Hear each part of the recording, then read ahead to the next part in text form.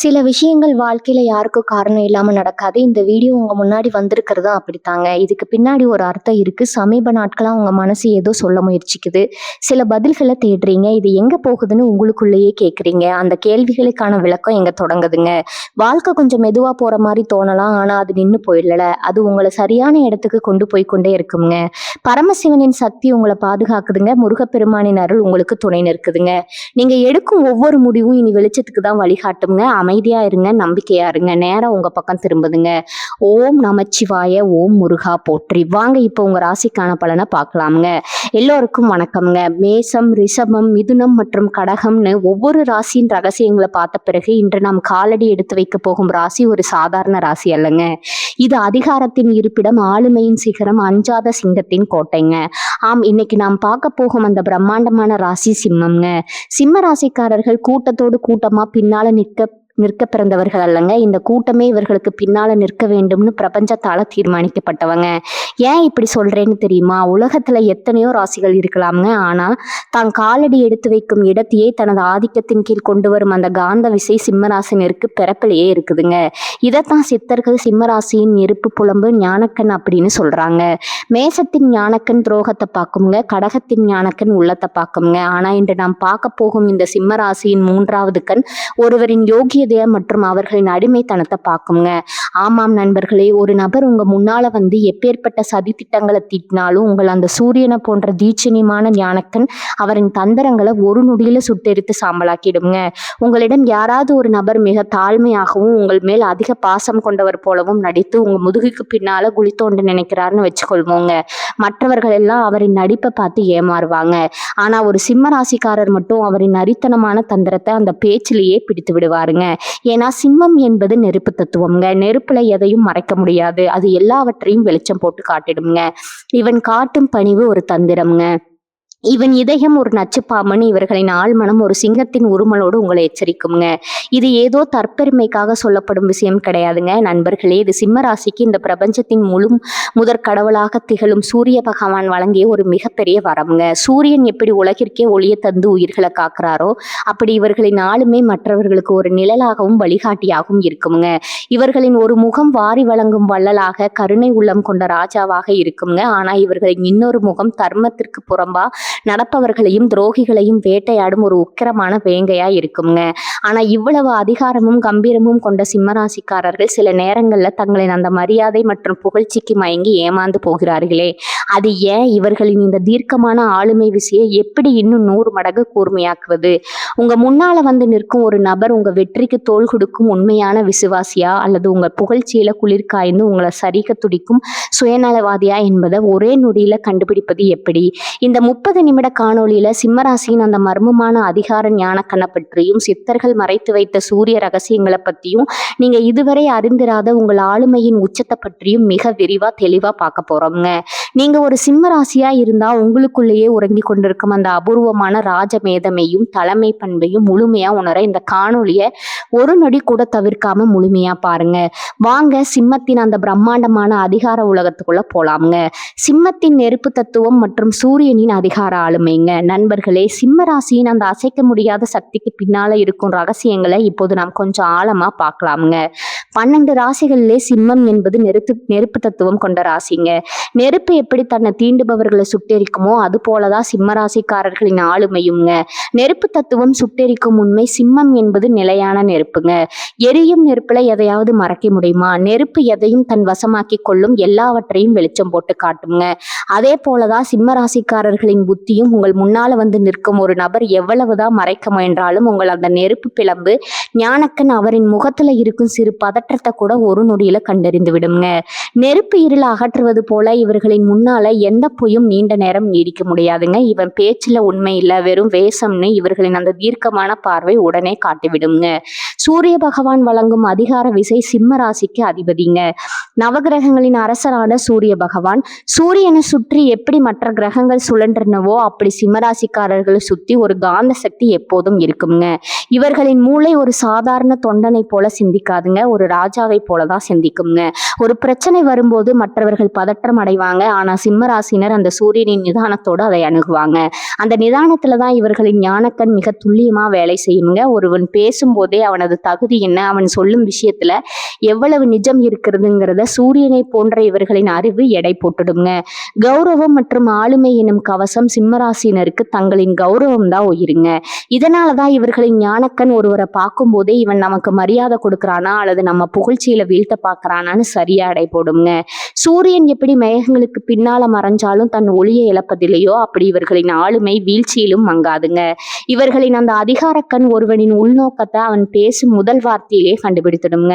மற்றவர்கள் ஏமாந்த பிறகு யோசிப்பாங்க, ஆனா சிம்மம் ஏமாறுவதற்கு முன்னரே தன் ஆளுமையால எதிரியை நிலைக்குலை செய்யுங்க. யோகியதையை எடை போடும் கலை சிம்ம ராசினருக்கு பிறப்பிலேயே ஒரு அதிகாரம் இருக்குங்க.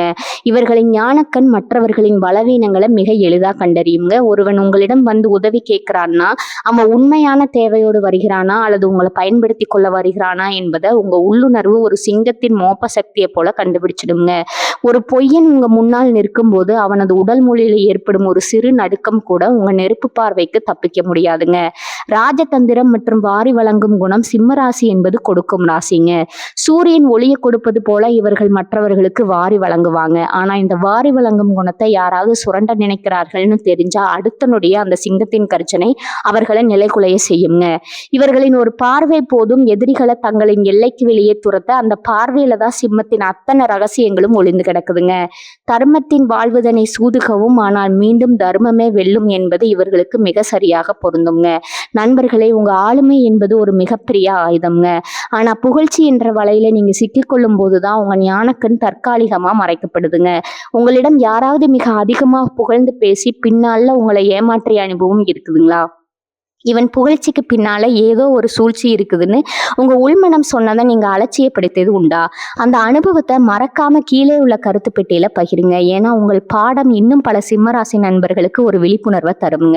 சித்தர்கள் கூறும் சூரிய வித்தை சிம்மத்தின் அந்த அதிகார ரகசியங்கள். நண்பர்களே, இப்போது நாம் இந்த தேடலின் மிக முக்கியமான அந்த ரகசியமான இடத்திற்கு வந்திருக்கிறோம்ங்க. சிம்மராசினருக்கு பிறப்பிலேயே அந்த அதிகார தோரணையும் ஆளுமையும் இருந்தாலும் அதை எப்படி ஒரு மகா சக்தியா மாற்றி உலகையே உங்கள் பக்கம் திரும்புவதுன்னு தெரியாம பலரும் தவிக்கிறாங்க. சித்தர்கள் தங்கள் ஏடுகள்ல சிம்மராசினருக்காக சில அபூர்வ ரகசியங்களை மறைத்து வைத்திருந்தாங்க. அது என்னன்னு இப்பொழுது விரிவா பார்க்காமங்க.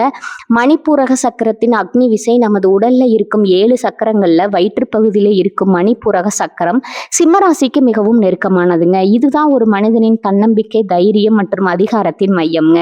சித்தர்கள் சொல்கிறார்கள், மணிப்பூரகம் மலர்ந்தால் மாநிலம் உன் காலடியில்.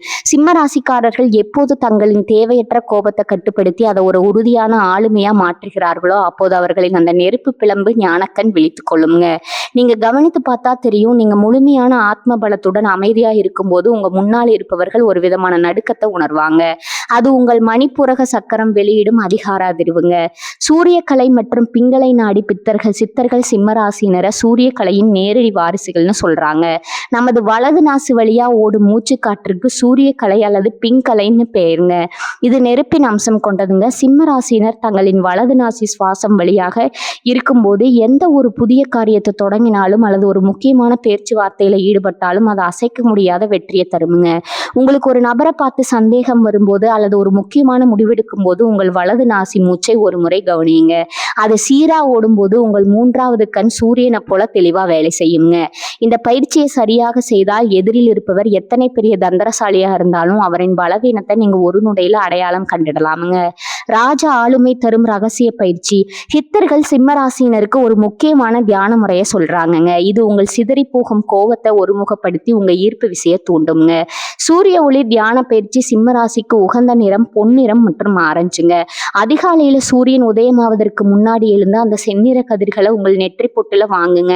அந்த சூரிய ஒளி உங்க கண்களுக்குள்ள இறங்கும் பொழுது உங்கள் ஆழ்மனம் ஒரு ராஜாவை போல உழைத்து கொள்ளுங்க. ஒரு செப்பு பாத்திரத்துல நீர் வைத்து அந்த நீர்ல சூரிய ஒளி பிரதிபலிப்பதை பார்த்து தியானம் செய்யுங்க. அந்த நெருப்பு போன்ற ஆற்றல் உங்க உடலுக்குள்ள இறங்கும்போது உலகத்தின் எந்த சூழ்ச்சியும் உங்க முன்னால நிற்க முடியாதுங்க. உங்க பார்வை தீட்சண்யம் பெறுங்க. அதிகாரத்தை ஞானமா மாற்றும் வித்த சிம்மராசினருக்கு அதிகாரம் செய்வது பிடிக்குங்க. ஆனா சித்தர்கள் சொல்வது என்னன்னா, அகந்த அழிவை தரும், ஆனால் ஆளுமை அதிகாரத்தை தருங்க. நீங்க ஒரு முடிவெடுக்கும் போது உங்கள் ஈகோவை ஓரம் வைத்து விட்டு அதை உங்கள் ஆழ்மனதிற்குள்ள அனுப்பி ஒரு வினாடி அமைதியா இருங்க. அப்போது உங்கள் அதிகார ஞானக்கண் அந்த நபரின் யோக்கியதையை சரிபார்க்குங்க. இதுதான் சிம்மத்தின் ரகசிய பலம்ங்க. மற்றவர்களுக்கு ஒரு விஷயம் ஆதிக்கம் செலுத்துவதாக தெரியுங்க, ஆனா உங்களுக்கு அது நிர்வாகமாக மாறுங்க. இந்த திறமை தான் உங்களை ஒரு சிறந்த தலைவராகவும் வழிகாட்டியாகவும் மாத்துதுங்க. இதயம் மற்றும் முதுகெலும்பு மண்டலத்தை பாதுகாத்தல் சூரியன் இதயத்திற்கும் முதுகெலும்பிற்கும் அதிபதிங்க. சிம்மராசியினர் எப்போது அதிகப்படியான தெற்பருமை அல்லது கவலை கொள்கிறார்களோ அப்போது அவர்களின் அந்த ராஜ புத்தி மழுங்கிவிடுங்க. சித்தர்கள் இதற்காக சூரியபேதன், பிராணாயாமம் மற்றும் நிமிர்ந்த நிலையில அமரும் பயிற்சிகளை செய்ய சொல்றாங்க. முதுகெலும்பு நேரா இருக்கும் போதுதான் உங்க உடல்ல பிராணசக்தி தடையின்றி பாயுங்க. உங்க ஆளுமை அப்பொழுதுதான் முழுமை பெறுங்க. நண்பர்களே, சிம்மராசினர் பல நேரங்கள்ல தங்களை தாங்களே ஒரு சாதாரண மனிதனா நினைத்து கொள்றாங்க. ஆனா உங்க ஆளுமை ஒரு சரித்திரத்தையே உருவாக்கும் வலிமை கொண்டதுங்க. உங்களுக்கு முன்னால் நடக்கும் துரோகங்களை உங்கள் அந்த பார்வை முன்கூட்டியே கண்டுபிடித்த அனுபவம் உண்டா? இவன் புகழ்ச்சிக்கு பின்னால ஆபத்து இருக்கிறதுன்னு உங்க ஆழ்மனம் சொன்னது அப்படியே பழித்திருக்கிறதா? அந்த பிரம்மாண்டமான சம்பவத்தை மறக்காம கீழே உள்ள கருத்து பெட்டியில சொல்லுங்க. ஏன்னா இது வெறும் ஜோதிடம் அல்லங்க, இது உங்களுக்குள்ள இருக்கும் ராஜ அறிவியலுங்க. துரோகிகளையும் புகழ்ச்சி தரும் நரிகளையும் அடையாளம் காண சிம்ம ராசிக்கான 5 ரகசிய அடையாளங்கள் இருக்குதுங்க. நண்பர்களே, இப்போது நாம் சிம்ம ராசியின் அந்த அதிகார ஞானக்கண்ணின் உச்சகட்டமான இடத்திற்கு வந்திருக்கிறோங்க. உங்க முன்னால் வந்து நிற்கும் ஒரு நபர் உங்கள் மேல் உண்மையான விசுவாசம் வைத்திருக்கிறாரா அல்லது உங்களை புகழ்ந்து தள்ளி உங்கள் முதுகிற்கு பின்னால குழி தோன்றாரா என்பதை உங்கள் அந்த ராஜ புத்தி எப்படி 5 வழிகளில் உங்களுக்கு தெரியப்படுத்தும்னு பார்ப்போம்ங்க. இதை நீங்க கவனித்தாலே போதுங்க, எப்பேற்பட்ட மாயாவிடம் இருந்தும் நீங்க தப்பித்து விடலாம்ங்க. அளவுக்கு அதிகமான புகழ்ச்சி என்னும் மயக்கம் இருந்து சிம்மராசினரின் மிகப்பெரிய பலவீனம் புகழ்ச்சிங்க. இதை துரோகிகள் ஒரு ஆயுதமா பயன்படுத்துவாங்க. ஒரு நபர் உங்களை பற்றி தேவையற்ற இடத்திலும் அளவுக்கு அதிகமாகவும் புகழ்ந்து பேசுகிறார்னா உங்கள் நெருப்பு பிளம்பு ஞானக்கண் உடனே விழித்து கொள்ளணுங்க. இவன் புகழ்ச்சியில ஏதோ ஒரு சுயநலம் ஒளிந்திருக்கிறதேன்னு உங்க ஆழ்மனம் எச்சரிக்குங்க. உண்மையான விசுவாசி உங்கள் தவறை சுட்டி காட்டி உங்களை திருத்துவாங்க. ஆனா துரோகி உங்கள் தவறையும் ஒரு சாதனை போல புகழ்ந்து உங்களை அந்த போதையிலேயே வீழ்த்துவாங்க. அந்த புகழ்ச்சிக்கு பின்னால இருக்கும் கள்ளத்தனத்தை உங்கள் புத்தி உடனே பிரித்து எரித்து விடுங்க. நேருக்கு நேர் பார்க்க தயங்கும் கண்கள். சூரியனின் அம்சம் கொண்ட சிம்மராசினரின் பார்வை மிகவும் தீட்சண்யமானதுங்க. ஒரு நபர் உங்களிடம் பொய் சொல்லும் போது அல்லது ஒரு சூழ்ச்சியை மறைக்கும் போது அவரால் உங்க கண்களை நேருக்கு நேர் பார்த்து பேச முடியாதுங்க. அவர் கண்கள் அலைப்பாயும் அல்லது அடிக்கடி தரைய பார்க்கும்போது உங்க ஞானக்கண் ஒரு எக்ஸ்ரே கருவி போல அவரின் மனப்பதற்றத்தை அளவிட்டு விடுங்க. இவன் சொல்லும் வீரவசனத்திற்கும் இவன் கண்களில் இருக்கும் பயத்திற்கும் சம்பந்தம் இல்லைன்னு உங்க ராஜபுத்தி உடனே கணக்கு போட்டுடுங்க. சூரியனை நேரா பார்க்க முடியாத இருளை போல உங்கள் நேர்மையான பார்வைக்கு முன்னாலே பொய்கள் நடுங்க தொடங்குங்க. அதிகாரத்துக்கு முன்னால காட்டும் போலி பணிவுங்க. சிம்மராசினர் சிலர் ஒரு விதமான அடிமைத்தனத்தை காட்டுவாங்க. நீங்க சொன்னா அதை வேத வாக்குன்னு தாளம் போடுவாங்க. ஆனா சிம்மத்தின் ஞானக்கண் ஒருவரின் யோக்கியதையை பார்க்குங்க. அவர்களின் அந்த பணிவு ஒரு புலி பதுங்குவதை போன்றதா அல்லது உண்மையான மரியாதையா என்பதை உங்க உள்ளுணர்வு மோப்பம் பிடித்திடுங்க. ஒருவன் உங்க முன்னாடி ஒரு மாதிரியும் உங்க மறைவுல உங்களை கேலி செய்தோ அல்லது உங்களுக்கு எதிராகவோ பேசுகிறான் என்றால் அந்த தகவலை உங்கள் காதுகளுக்கு இந்த பிரபஞ்சம் ஏதோ ஒரு ரூபத்துல கொண்டு வந்து சேர்த்துடுங்க. அந்த சிக்னல் கிடைத்த உடனே நீங்க உஷாராகி விடணுங்க. அவசரமான வாக்குறுதிகள் மற்றும் லாப தூண்டில்கள். சூரியன் எப்படி நிதானமா உதித்து உலகை ஆளுகிறாரோ அதே போல சிம்மராசினரும் நிதானமா ஆளுமை கொண்டவர்கள்ங்க. ஒரு நபர் உங்களை அவசரப்படுத்துகிறாரு, இப்போதே அதை செய்யுங்க, இது மிகப்பெரிய வாய்ப்புன்னு உங்களை தூண்டி ஒரு முடிவை எடுக்க வைக்க முயல்கிறார் என்றால் அங்க ஒரு சூழ்ச்சி இருக்குதுன்னு அர்த்தம்ங்க. சிம்பந்தின் ஞானக்கண் அந்த அவசரத்திற்கு பின்னால இருக்கும் ஒரு சதி திட்டத்தை கண்டுபிடித்துடுங்க. எதுவும் நம்ம அனுமதி இல்லாம நம்ம ஆய்வுக்கு உட்படாம இங்க நடக்கக்கூடாதுங்கிற உங்கள் அந்த அதிகார தோரணை தான் உங்களை அந்த சிக்கல்ல இருந்து காப்பாத்துங்க. உடல் மொழியில இருக்கும் நரித்தனம். சிம்மராசினர் கம்பீரமானவர்கள். உங்களுக்கு முன்னால வந்து குனிந்து குறுகி பேசுபவர்கள் மீது ஒரு கண் வைத்திருங்க. அவர்களின் கை அசைவுகள், அவர்கள் அமரும் விதம்னு ஒவ்வொன்றும் உங்கள் ஞானக்கண்ணிற்கு ஒரு செய்தியை தருங்க. ஒருவன் பேசும்போது உதடுகள் சிரிக்கும், ஆனால் கண்கள் சிரிக்காதுங்க. இந்த முரண்பாட்டை சிம்ம ராசியினர் மிக எளிதா பிடித்து விடுவார்கள். அந்த நரித்தனமான சிரிப்புக்கு பின்னால இருக்கும் துரோகத்தை உங்கள் நெருப்பு புத்தி ஒரு நொடியில சுட்டெரித்து விடுங்க. நண்பர்களே, சிம்ம ராசிக்காரர்கள் ஏமாறுவது அவர்களின் அறியாமையால் கிடையாதுங்க, அவர்களின் பெரிய மனதாலும் நம்மை கண்டு இவன் என்ன செய்து விட போகிறான்ங்கிற அந்த அதீத தன்னம்பிக்கையாலும் தாங்க. ஒரு நபர் துரோகின்னு உங்க ஞானக்கண் காட்டிவிட்டா அவனுக்கு தயவு செய்து இன்னொரு வாய்ப்பு கொடுக்காதீங்க. ஒரு சிங்கம் ஒரு முறை வேட்டையாடி தப்பிய மானை மீண்டும் நம்பாதுங்க. உங்க வாழ்க்கையில யாராவது ஒருவர் உங்களை ஆஹா ஓஹோன்னு புகழ்ந்து பேசி பின்னால உங்களுக்கு பெரிய துரோகம் செய்த அனுபவம் உண்டா? அவன் புகழும் போதே என் மனதிற்கு ஏதோ நெருடலா இருந்ததுன்னு நீங்க உணர்ந்தது உண்டா? அந்த பாடத்தை மறக்காம கீழே உள்ள கருத்து பெட்டியில சொல்லுங்க. ஏன்னா உங்கள் அனுபவம் இன்னும் பல சிம்மராசி ராஜாக்களுக்கு ஒரு எச்சரிக்கை மணியா இருக்குங்க. சிம்மராசியின் மறைமுக பலவீனங்களும் அந்த ராஜசக்தியை பாதுகாக்கும் ரகசியங்களும். நண்பர்களே, இதுவரை நாம் சிம்மராசியின் அசைக்க முடியாத ஆளுமை மற்றும் அந்த நெருப்பு பிளம்பு ஞானக்கண்ணின் சிறப்புகளை பார்த்தோம்ங்க. ஆனா ஒரு காற்றிற்கே ராஜாவா இருந்தாலும் சிங்கம் சில நேரங்கள்ல வேட்டைக்காரர்களின் வலையில சிக்கி கொள்கிறது அல்லவா? அதே போலதான் சிம்மராசியினரிடம் இருக்கும் சில இயல்பான குணங்கள் அவர்களின் அந்த மகா சக்தியை மழுங்க செய்திடுங்க. அந்த பலவீனங்கள் என்ன, அவற்றை எப்படி முறியடிப்பது? புகழ்ச்சி எனும் மயக்கம் இருந்து சிம்மராசியினரின் மிகப்பெரிய பலமே தங்களை பற்றிய உயர்வான பேச்சுக்களை கேட்பது தாங்க. ஆனா அதுவே மிகப்பெரிய பலவீனமாகவும் மாறிவிடும். யாராவது ஒருவர் உங்களை புகழ்ந்து பேச தொடங்கிவிட்டால் உங்கள் அதிகார ஞானக்கண் தானாகவே மூடிக்கொள்ளுங்க.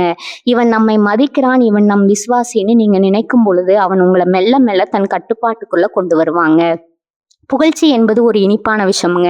அது உங்கள் ராஜபுத்தியை செயலிழக்க செய்து துரோகிகளை உங்கள் சிம்மாசனத்திற்கு அருகில் அமர வைத்திடுங்க.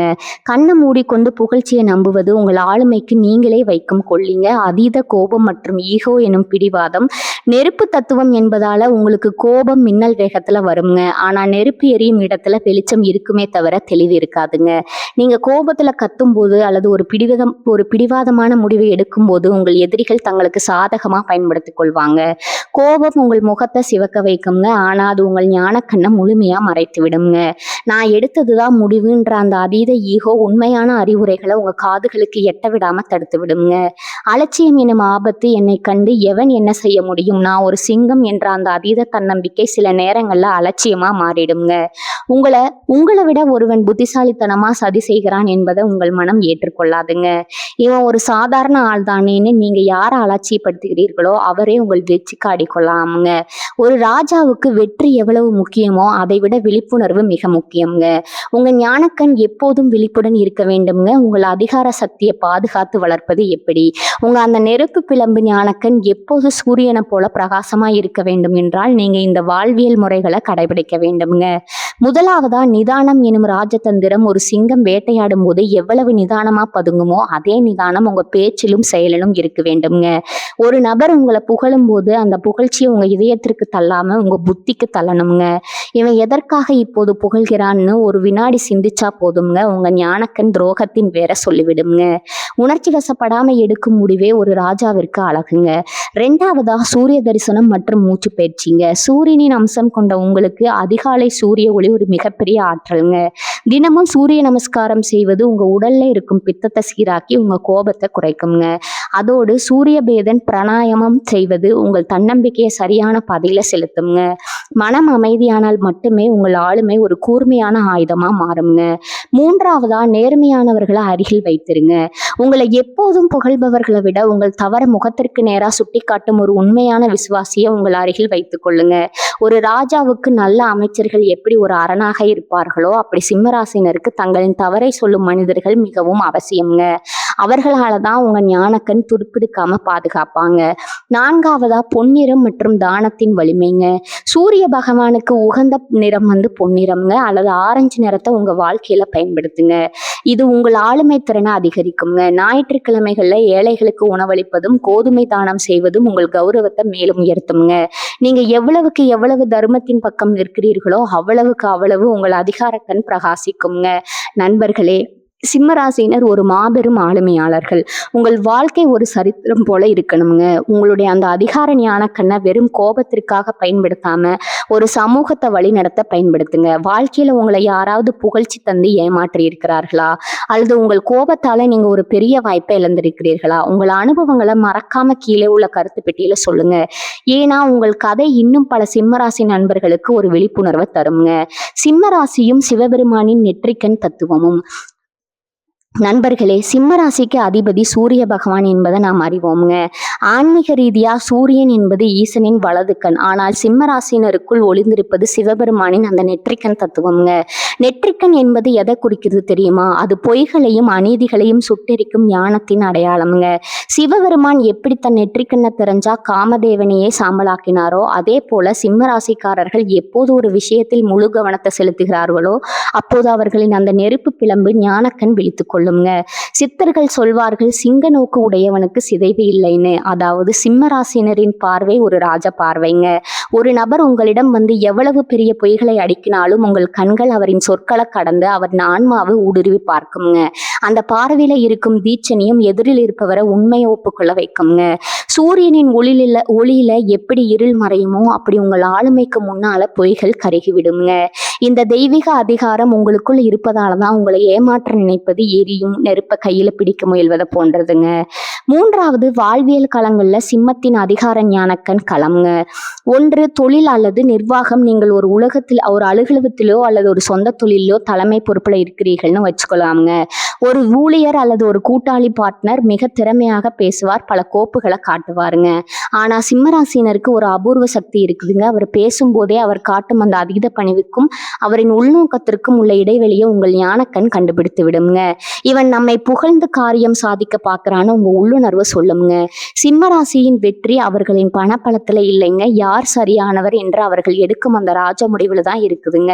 களம் 2 பார்த்தீங்கன்னா நட்பு மற்றும் சமூக வட்டம்ங்க. நட்பு என்று வரும்போது சிம்மராசிக்காரர்கள் ஒரு நிழல் தரும் ஆலமரம் போன்றவர்கள்ங்க. ஆனா உங்களை சுற்றி எப்போதும் ஒரு கூட்டம் புகழ்ச்சி பாடிக்கொண்டே இருக்குங்க. அதுல யார் உண்மையான விசுவாசி, யார் காலமுறை நண்பன், சீசனல் ஃப்ரெண்ட் என்பதை உங்கள் அறிவு மிக துல்லியமா துடிக்குங்க. ஒருவர் உங்களுக்கு தெரியாம உங்க கௌரவத்துக்கு பின்னால விளையாடுகிறாருன்னா அவர் மீண்டும் உங்கள் முன்னால் வரும் பொழுது உங்கள் மனம் ஒரு விதமான கசப்பை உணருங்க. இவன் அதிர்வு சரியாக இல்லைன்னு உங்க ஆளுமை உங்களை எச்சரிக்குங்க. களம் 3 பார்த்தீங்கன்னா நெருக்கடியான சூழல்கள். திடீரென ஒரு பிரச்சனை அல்லது ஒரு விபத்து போன்ற சூழல் ஏற்படுதுங்க.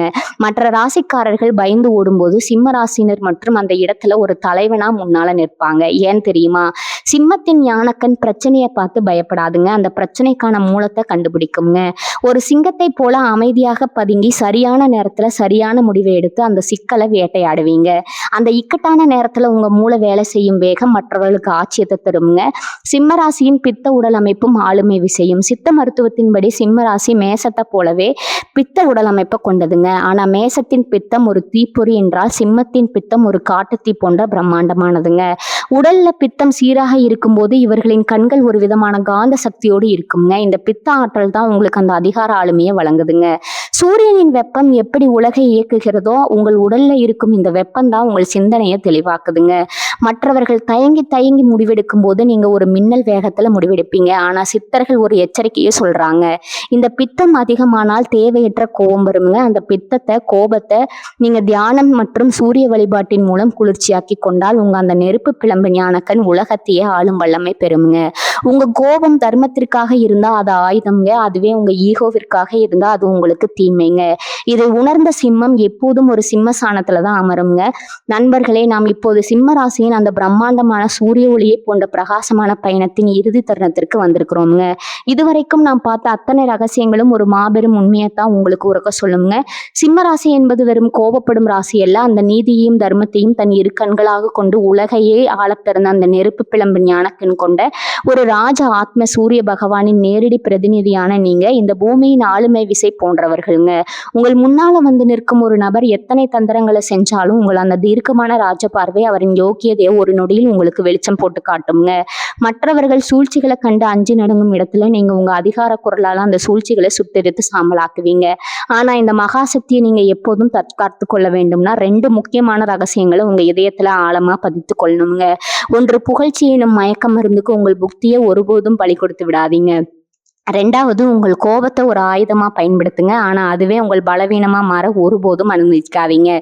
எப்போதும் நீங்க ஒரு சிங்கத்தை போல அமைதியாகவும் அதே சமயம் விழிப்புடனும் இருக்கிறீர்களோ அப்போது இந்த பிரபஞ்சத்தின் அத்தனை அதிகாரங்களும் உங்க கைகள்ல வந்து சேருங்க. வாழ்க்கையில பலமுறை நீங்க தலைக்கணம் பிடித்தவர்கள்னு மற்றவர்களாக தவறாக சித்தரிக்கப்பட்டிருக்கலாமுங்க. ஆனா நினைவில் கொள்ளுங்க, காட்டுல சிங்கம் கர்ஜிப்பது பயமுறுத்துவதற்காக அல்லங்க. அது தனது எல்லையை மற்றவர்களுக்கு உணர்த்துவதற்காகங்க. உங்கள் அந்த தன்மானமும் கௌரவமும் தான் உங்களை ஒரு மிகப்பெரிய வெற்றியாளரா மாற்றப் போகுதுங்க. இனி உங்கள் பாதையில யாராவது துரோகம் செய்ய துணிஞ்சா உங்க அந்த அதிகார ஞானக்கண் ஒரு நெற்றிக்கண்ணா மாறி உங்களை காக்குங்க. அந்த ஆதிசிவனின் அருளாசி எப்போதும் உங்கள் மேல் சூரிய பிரகாசமா சொலித்துக் கொண்டே இருக்குங்க. இந்த தகவல் உங்கள் ஆளுமைக்கு ஒரு புதிய வலிமையை தந்திருக்கும்னு நான் நம்புறேங்க. உங்கள் அதிகாரமான பார்வையால அல்லது உள்ளுணர்வால ஒரு துரோகியை நீங்க கண்டுபிடித்த அந்த கெத்தான தருணத்தை மறக்காம இந்த கீழே உள்ள கருத்து பெட்டியில பகிர்ந்து கொள்ளுங்க. ஏன்னா சிங்கத்தின் ஒவ்வொரு தழும்பும் ஒரு சாதனைங்க. இது போன்ற இன்னும் பல அரிய ஆன்மீக தகவல்கள், சித்தர்கள் மறைத்து வைத்த ராஜ ரகசியங்கள் மற்றும் நம் முன்னோர்களின் வாழ்வியல் உண்மைகளை தொடர்ந்து அறிந்து கொள்ள நமது சேனலை மறக்காம பின்தொடருங்க. அந்த மணிச்சின்னத்தையும் அழித்துக் கொள்ளுங்க. அப்போதுதான் எங்களது அடுத்தடுத்த ஆளுமை மிக்க ஆன்மீக தேடல்கள் உங்களை உடனுக்குடன் வந்து சேருங்க. உண்மையே உயர்வு, அந்த ஆதிசிவனின் அருள் உங்கள் அனைவருக்கும் கிடைக்கட்டும்ங்க. தென்னாடுடைய சிவனே போற்றி, எந்நாட்டவர்க்கும் இறைவா போற்றி. வாழ்க வளமுடன். நன்றி, வணக்கம்.